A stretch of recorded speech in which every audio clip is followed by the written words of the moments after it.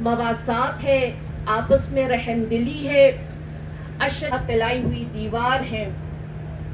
इस आये मुबारका को अगर आज मुसलमान होने के नाते हम तो गजा की मिसाल सबके सामने है। गजा के इस इम्तिहान में अक्सर मुसलमान ममालिक हुक्मरान फेल हो जाते हैं, कर रहे हैं। आज इसराइल के दोस्त हैं, इसराइल के लिए कुर्बानियां देने के लिए तैयार। मुझसे ज्यादा बेहतर बरादरान जानते हैं, देख रहे हैं।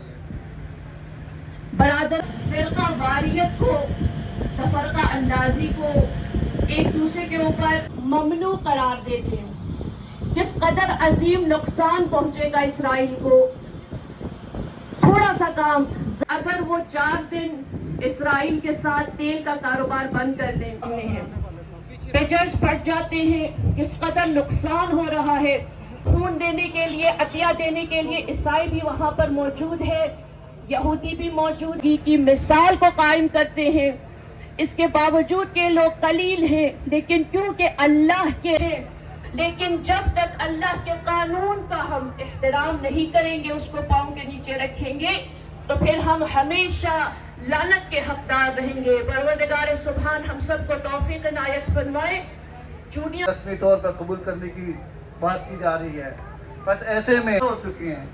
ऐसे में मुसलमानों ने बहुत ज़्यादा काविशें की हैं, लेकिन हमारे हुक्मरान बहुत ज़्यादा जो है, साल का अरसा हो गया है, हमारे सामने फ़लस्तीन और गज़ा सामने है।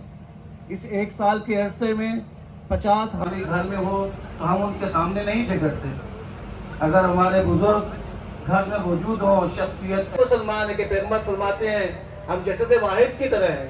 पैगम्बर फरमाते हैं, हदीस आप जानते हैं, बना हम अपने असल बुनियादों से कहीं दूसरी तरफ, वो मुसलमान नहीं है। ऐसे में यहाँ पे बुजुर्ग शख्सियात उलमा मौजूद हैं, हमें एक बार फिर मज़लूम की हमायत में निकलना होगा। नबी को अपने चंद अल्फाज,